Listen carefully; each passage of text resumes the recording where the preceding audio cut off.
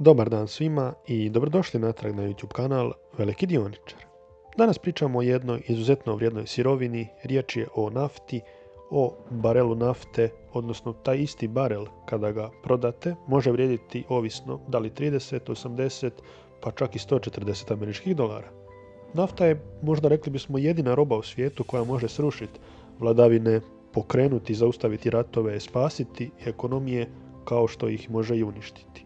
I to sve u vrlo brzom i kratkom vremenskom roku. Ipak većina ljudi svaki dan pune autogorivom, nemaju zapravo ni pojma kako se ta cijena korigira, kako nastaje, tko je kontrolira i što je za nas najvažnije na ovom kanalu, kako se s njom može trgovati i zaraditi. U ovom videu idemo u dubine. Objašnjavam što je zapravo barel nafte, zašto je ta mjerna jedinica uopće nastala, kako funkcionira globalno tržište nafte, tko su pravi igrači i naravno kako vi, kao i ja također, možemo kao privatni investitori sudjelovati u tom tržištu.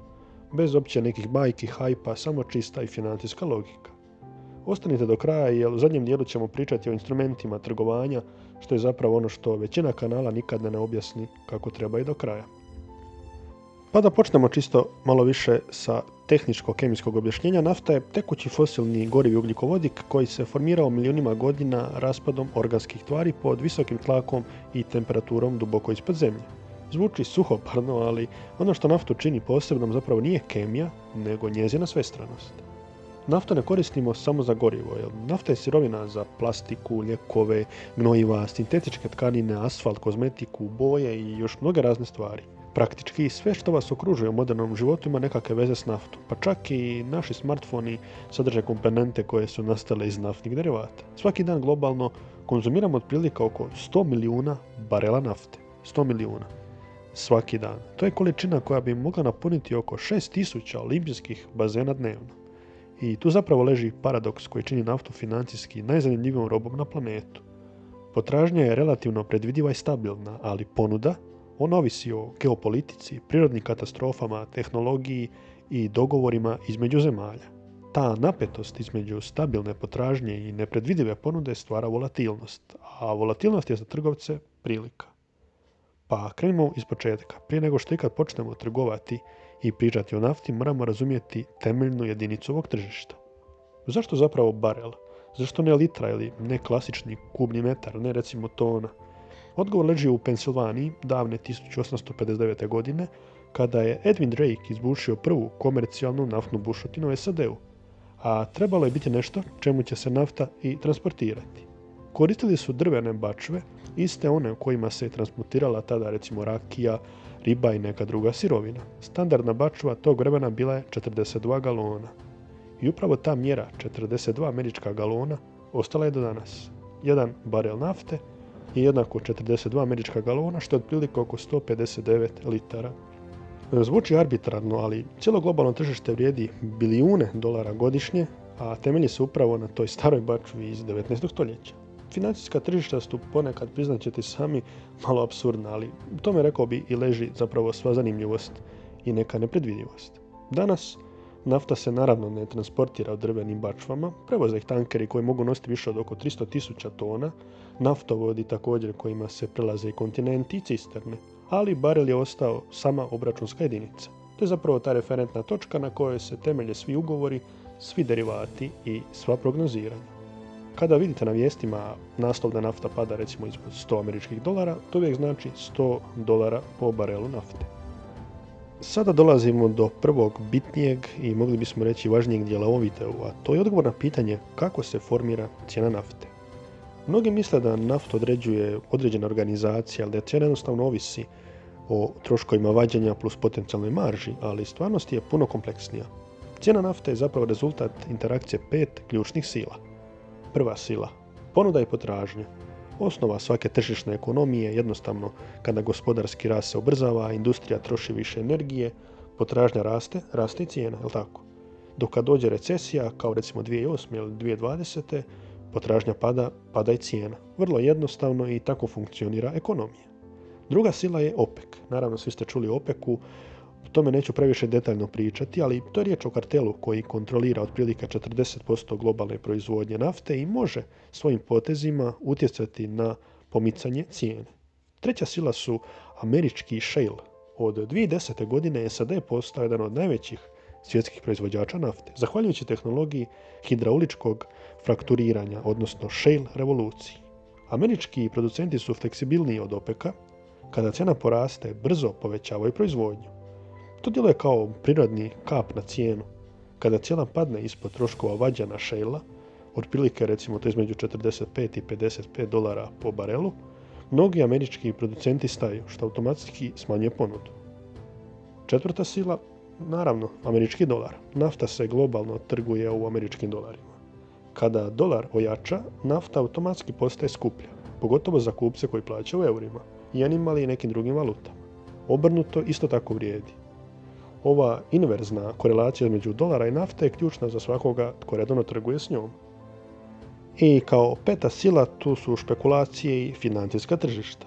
Procjenjuje se da značajan dio svakodnevnog volumena trgovanja naftnim futures ugovorima dolazi od financijskih igrača kao što su hedge fundovi, banke ili određeni algoritamski sustav koji zapravo nikada ni ne namjeravaju prodati niti primiti fizičku naftu. Oni trguju isključivo na temelju podataka, prognoza i sentimenata.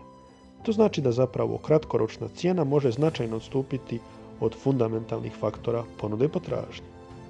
Sada dolazimo do ključnog dijela ovoga videa, to je zapravo kako vi i ja možete trgovati naftom, odnosno koji su instrumenti za privatnog investitora. Postoji nekoliko načina, a svaki ima svoju razinu kompleksnosti i rizika. Prvo su futures ugovori, za koje vjerujem da ste čuli, i ovo je ono takozvano pravo tržište nafte. Futures je zapravo ugovor kojim se obvezujete kupiti ili prodati određenu količinu nafte po određenoj cijeni na određeni dan u budućnosti. Prije svega, futures su alat za profesionalce i institucionalne igrače. Volatilnost je ogromna, leverage je visok i ako ne znate što radite, možete stvarno izgubiti puno više nego što ste uplatili. Druga stvar su CFD-ovi, odnosno Contracts for Difference. Ovo je instrument koji nudi gotovo svaki online broker i koji je dostupan svim privatnim investitorima.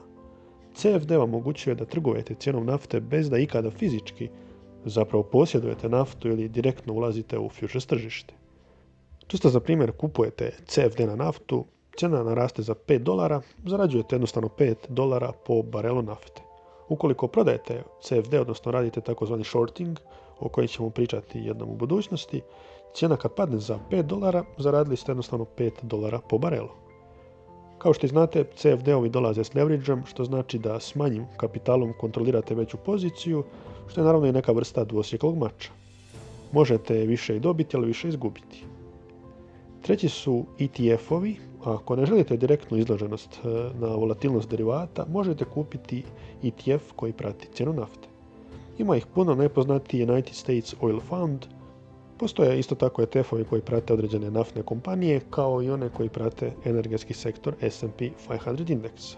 Ovo je zapravo manje direktna igra na cijenu nafte, ali je manje rizična. Dionice naftnih kompanija ne prate savršeno cijenu nafte, ali imaju određenu drugu zanimljivost, kao što je poslovna dinamika i dividende koje redovito isplaćuju.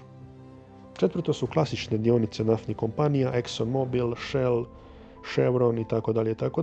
Riječ je naravno o mega kompanijama čije dionice možete kupiti na burzi, isto kao Microsoft, IBM, Google, Facebook i druge kompanije dionice. Kada naraste nafta, odnosno cijena nafte, barel nafte, njihove dionice generalno također rastu. Ali ovdje vede drugi neki specifični rizici kao i kod svake kompanije. I za kraj peta mogućnost su opcije, one su za naprednije igrače. Opcije na naftne futures ili ETF-ove vam daju pravo, ali ne i obavezu da kupite ili prodate ih po određenoj cijeni. Omogućuju određene strategije, špekulacije uz određeni i gubitak i rizik, ali to je isto također određena tema za posebni video. I za kraj videa još par savjeta, odnosno što trebate zapravo znati prije nego što krenete. Svako tržište ima određena pravila preživljavanja, a naftno tržište ima neka specifična. Pratite inventory podatke. Svaki tjedan u srijedu američka agencija objavljuje tjedni izvještaj o zalihama sirove nafte u SAD-u. Ako su zalihe rasle više nego što je tržište očekivalo, cijena će pasti. Ako su pale, cijena raste. Vrlo jednostavna logika. Osim toga, pratite i OPEC-ove sastanke. OPEC se sastaje nekoliko puta godišnje i objavljuje odluke o kvotama. Te vijesti su market moving eventi, pa se možete temeljem njih pozicionirati, otvoriti ili zatvoriti pozicije prije tih objava, pogotovo ako ne podnosite rizik. Morate shvatiti sezonalnost. Potražnja za naftom je sezonska. Ljeto znači više vožnje u SAD-u, zima znači više loživog ulja. Rafinerije prolaze kroz sezonska gašenja za održavanje. Ovi ciklusi su predvidivi i putem njih možete trgovati. Osim toga, pratite dolar. Kao što sam rekao, jači dolar, slabija nafta i obrnuto. Indeks dolara je zapravo vaš dodatni alat i uvijek ga trebate promatrati i pratiti. I naravno, upravljanje rizikom, ovo nije opcijsko niti nešto dodatno, jer nafta može pasti do 10% u jednom danu, kao što smo i vidjeli u prethodnim tjednima. Ako ste na leverageu bez stop lossa, to nije trading, to je jednostavno kockanje. I za kraj, nafta nije samo gorivo, naravno ona je prikazatelj zdravlja ekonomije, uglednih geopolitičkih napetosti i isto tako jedna od najlikvidnijih i najzanimljivijih tržišta na svijetu. Danas smo prošli što je zapravo barel nafte, zašto cijena nije tako jednostavna jednadžba, ko su pravi igrači koji pomiču cijenu nafte i kako vi možete sudjelovati u tržištu nafte od CFD-ova pa sve do futuresa i dionica energetskih kompanija. A do sljedećega puta lijep pozdrav i sretna vam ulaganja!